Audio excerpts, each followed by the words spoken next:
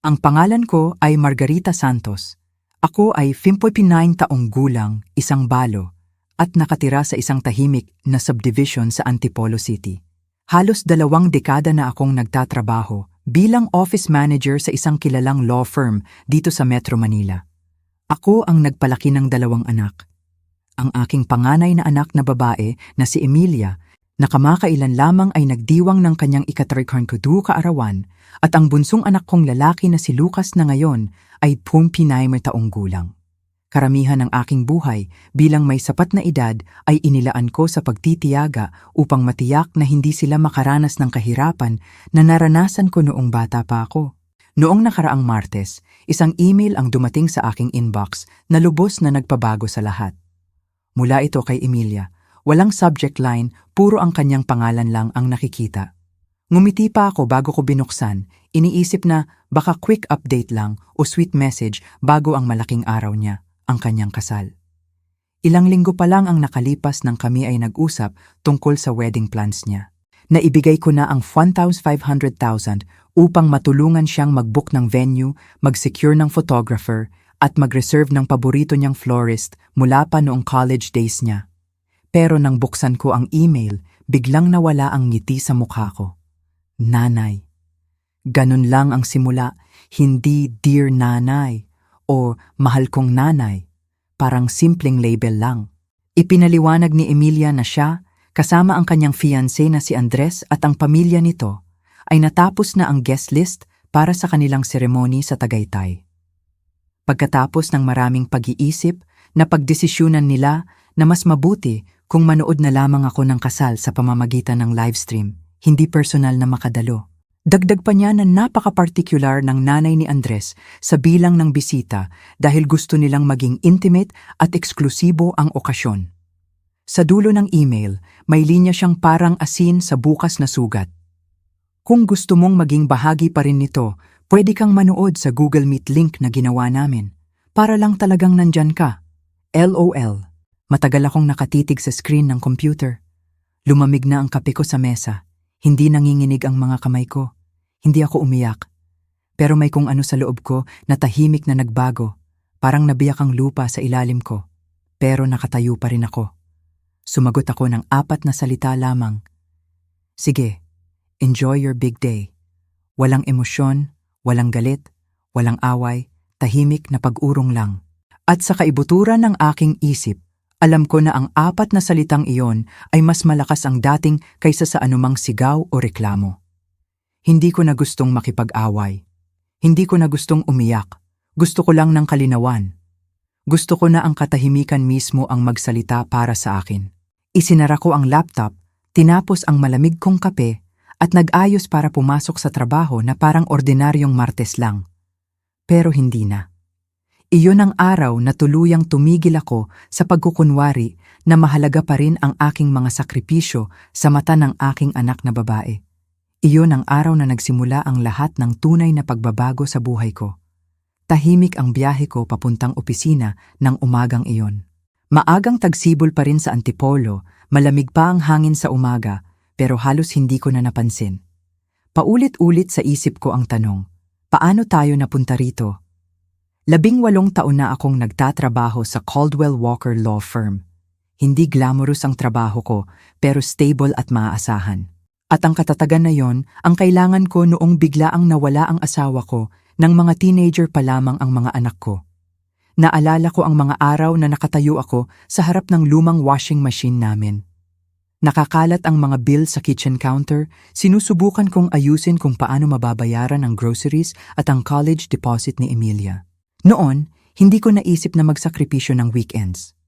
Nag-extra shift ako, nag-cancel ng mga bakasyon, nag-skip ng birthdays. Sabi ko sa sarili ko, may oras pa para sa akin sa hinaharap. Pero walang dumating na oras para sa akin. Bawat sentimos na natipid, napupunta sa mga anak ko.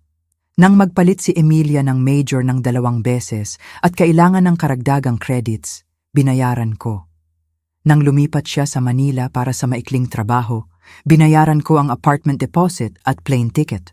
Nang umiyak siya sa kanyang pangalawang break-up sa edad na 27, lumipad ako para samahan siya, hinawakan ang kamay niya, at nagluto ng tsaa sa kusina na hindi naman talaga naging tahanan niya. Nang gustong bumili ni Lucas ng sariling bahay kasama ang kanyang fiancé, co-signed ako sa mortgage at nagbigay ng unang 500,000 na check nang walang pag-aalinlangan. Hindi ako nagbilang ng mga binigay ko. Ganun naman ang ginagawa ng mga nanay, di ba? Pero ang email na iyon ang nagpapaalam sa akin na parang isang transaksyon lang ako, kapaki-pakinabang noon, pero hindi na ngayon. Parang may shelf life ako at nag-expire na. Bumalik ako sa opisina at dumaan ang aking boss na si Roberto. Isa siya sa mga bihirang lalaki na naaalala ang birthdays at ang tamang paraan ng pagkakape mo. Napansin niya agad na may mali sa akin. Parang nakakita ka ng multo, sabi niya habang inilalagay ang latte mula sa cafe sa baba sa desk ko. Gusto kong sabihin sa kanya ang lahat, na ang anak ko ay hindi na ako inimbita sa kanyang kasal, pero sa halip ay ngumiti ako at sinabing hindi ako nakatulog ng maayos. Hindi siya nag-push, pero ang simpleng kabutihang iyon, ang kape, ang katahimikan, halos magpaluha sa akin. Pagkatapos ng ingay sa isip ko ng umagang iyon, naaalala ko na buhay pa rin ako, mahalaga pa rin ako, kahit tahimik lang. Bandang tanghali, tumunog ang phone ko. Si Emilia ulit. Parang spotlight ang pangalan niya sa screen na ayaw ko. Voicemails, texts. Nanay, please answer. Kailangan nating mag-usap. Hindi ito nakakatuwa. Hindi ko pinakinggan kahit isa. Hindi pa. Umupo lang ako, uminom ng latte, at naisip, baka oras na para tumigil sa pagiging laging sumasagot. Baka oras na para tumigil sa paglalaro ng papel sa kwento ng iba kung hindi nila ako papayagang makasali sa entablado. Noon, nagdesisyon ako na magbabago ang lahat sa ilalim namin. Hindi ako sisigaw. Hindi ako magmamakaawa. Gagawin ko ang mas makapangyarihan. Mag-a-act ako. Pagkatapos ng trabaho, hindi ako umuwi agad. Nagmaneho ako sa First Federal Bank, ilang blocks lang mula sa opisina. Si Carlos, ang branch manager, ang palaging tumutulong sa akin mula sa pag-setup ng college funds hanggang sa pag-adjust ng retirement contributions. Palagi niya akong binabati sa pangalan. Mrs. Santos, ngumiti siya, tumayo para makipag-shake hands. Ano po ang maitutulong ko sa inyo ngayon? Umupo ako sa harap niya, inilagay ang bag ko sa sahig. Matinong ang boses ko, halos masyadong kalmado. Kailangan kong i-cancel ang wire transfer. Kumunot ang noo niya. Yung sa Tagaytay venue po? Oo, iyon. Nagdalawang isip siya. Baka may cancellation fee depende sa timing, pero maaari ko bang itanong kung bakit? Nagbago ang sitwasyon. Sagot ko ng walang karagdagang paliwanag. Tumingin siya sa screen. Swerteng-swerte kayo, hindi pa napoproseso. Tama ang timing. Tumigil siya, tumingin sa akin. Sigurado po kayo, Mrs. Santos? 2,500,000 iyan. Malaking halaga po. Tumango ako. Sigurado ako. 2,500,000. Iyon ang halagang plano kong ipadala pa sa karagdagan sa 1,500,000 na naibigay na. Kabuang 4,000,000 para sa kasal na hindi ako pinayagang dumalo. Pinirmahan ko ang mga form at umalis ng walang pag-aalinlangan. Pag-uwi ko, 9 na missed calls mula kay Emilia, 2 mula kay Lucas. Isang voicemail lang. Nanay, please don't do this. Pinatay ko ang phone ko. Sa kusina, kinuha ko ang bote ng red wine na itinira ko para sa Thanksgiving. Hindi ko binuksan noon dahil dapat bumisita si Emilia pero nag-cancel siya last minute, trabaho daw. Nagbuhos ako ng isang baso, dinala sa porch at umupo sa papalubog na araw. Tumunog ang mga ibon sa puno. Umungal ang aso ng kapitbahay. Tahimik ang lahat. At nagsimulang dumating ang mga alaala sa malalakas na alon. Lahat ng birthdays na plano ko mag-isa. Lahat ng holiday dinners kung saan nagkunwari akong hindi naghihintay ng tawag na hindi dumating. Lahat ng maliliit na sakripisyo na walang napansin. Ang bagong sapatos na hindi binili, ang sasakyan na ginamit ko ng 14 taon, ang mga bakasyon na ipinagpaliban. Naisip ko ang nanay ni Andres, ang babaeng halos hindi kilala si Emilia, pero mas malakas ang opinyon niya kaysa sa akin. Ang babaeng ang konsepto ng pamilya ay ang pag-alis sa taong nagdala kay Emilia sa bawat mahirap na panahon ng kanyang buhay. Naisip ko ang paraan ni Emilia na mag-sign off ng email na may LOL, na parang biro lang ang manood ng kasal ng sariling anak sa screen. At sa wakas, naisip ko ang sarili ko, hindi bilang nanay, hindi bilang balo, kundi bilang isang babae. Ano ang gusto ko? Kapayapaan. Dignidad.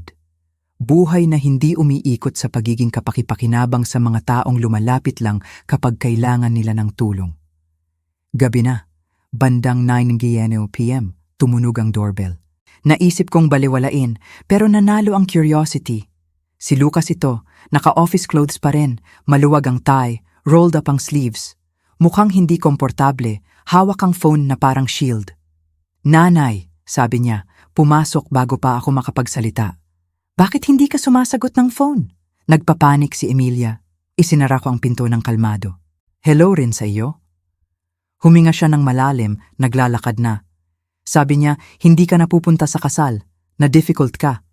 Tumawa ako. "Difficult? Dahil hindi ako pupunta sa kasal na hindi ako inimbita?" Lumipat siya ng hindi komportable. "Si Andres' parents ang nagbabayad ng karamihan, nanay. Alam mo naman kung gaano sila traditional." Nagtaas ako ng kilay. "Traditional? 1,500,000 na ang binayad ko." "Iyon ay..." Natigilan siya. "Wait, magpapadala ka pa ng 2,500,000?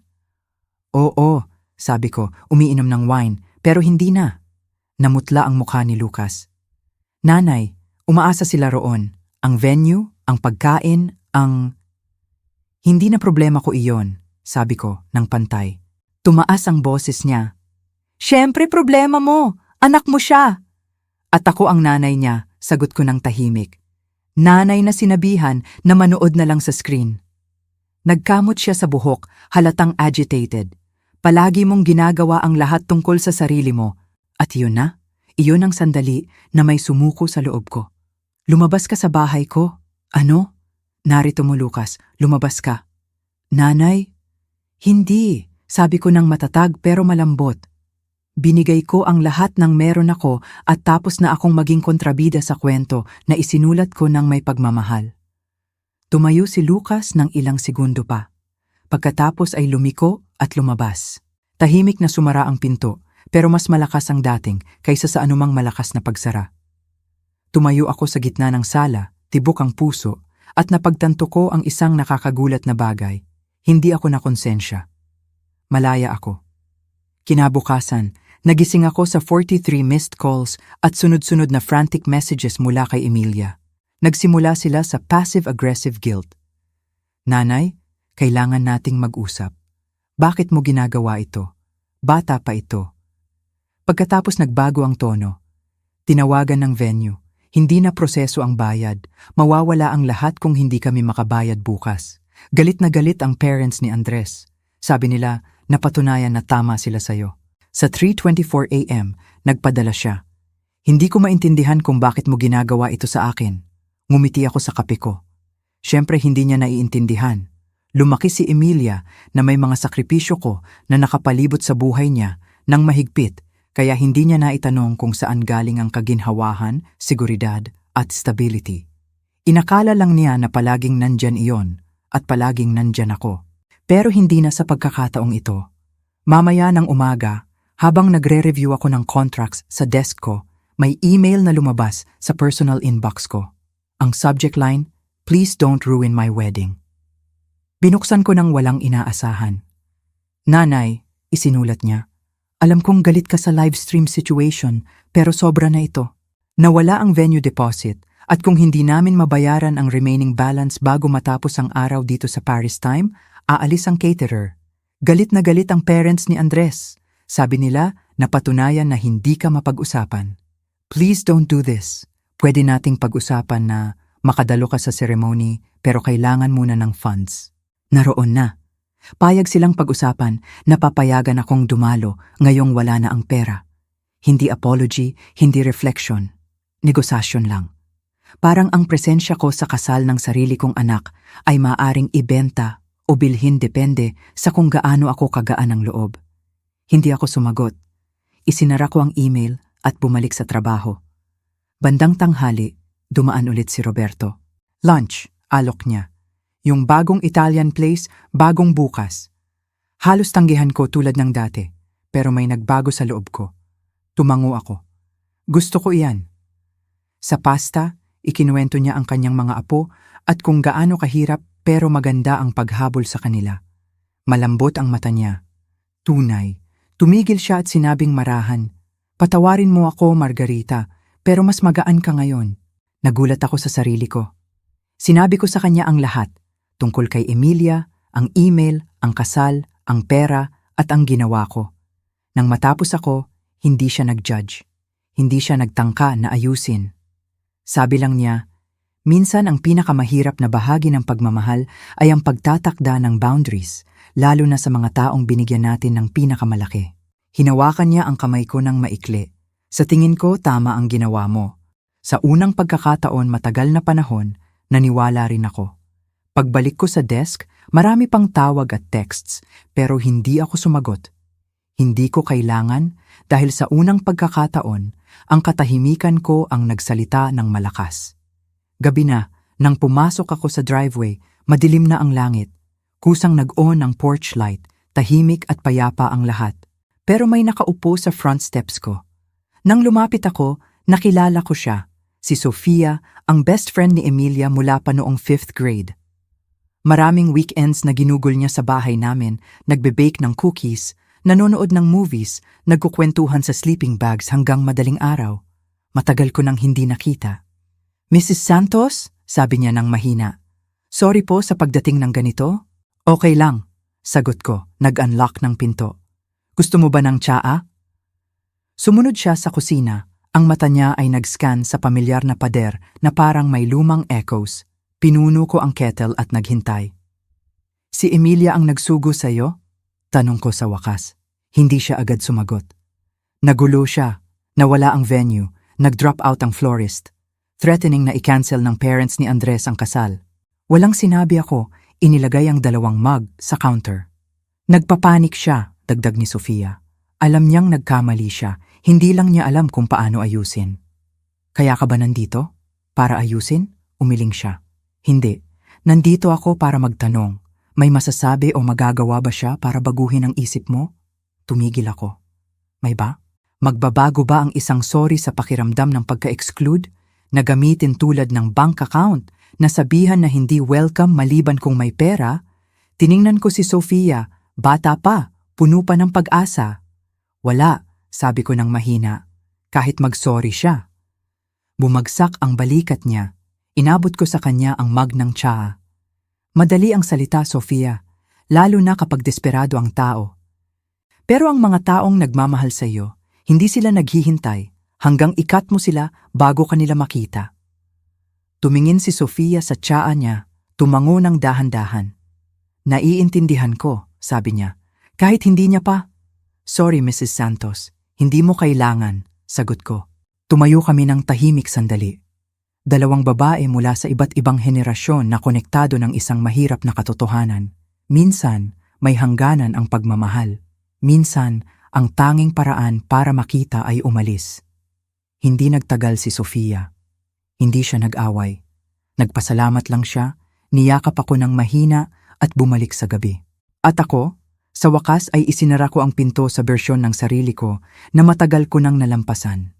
Hindi naganap ang kasal ayon sa plano nila. Naghanap sila ng ibang venue pero lahat ay booked o masyadong mahal nang wala ang perang ipinangako ko noon. Ayon kay Lucas, nagtapos sila sa maliit na backyard ceremony ilang linggo. Pagkatapos, kaunti lang na kamag-anak at parents ni Andres. Hindi ako inimbita at sa pagkakataong ito, hindi ko kailangan. Sa mga linggo pagkatapos, nagpadala si Emilia ng isa pang email, mahaba. Emosyonal, kalahati apology, kalahati justification. Binasa ko minsan, pagkatapos ay in-archive. Wala na akong galit, tapos na lang. May kakaibang kapayapaan na dumarating sa pagbitaw, hindi sa galit, kundi sa kalinawan. Sa unang pagkakataon sa mga dekada, nagigising ako nang hindi iniisip kung sino ang nangangailangan ng tulong sa akin, hindi naghahanda sa isa pang guilt trip na nakatago bilang pagmamahal. Naglagay ako ng bagong rule sa sarili ko. Kung ang presensya ko ay maaaring pag-usapan, ganun din ang effort ko. Nagtatrabaho ako, nagbabasa ng nobela, sumali ako sa pottery class, Nagdi-dinner ako kasama ang mga kaibigan na nakikita ako bilang tao, hindi bilang tagapagbigay. At natutunan ko ang isang bagay na sana ialam ko ng mas maaga. Hindi mo kailangang sunugin ang sarili mo para mapainit ang iba. Kung naka-resonate sa iyo ang kwentong ito, i-share mo, mag-comment sa baba at huwag kalimutang mag-like at mag-subscribe. Minsan, ang pinakamalakas na uri ng pagmamahal ay ang sa wakas ay ibinibigay mo sa sarili mo.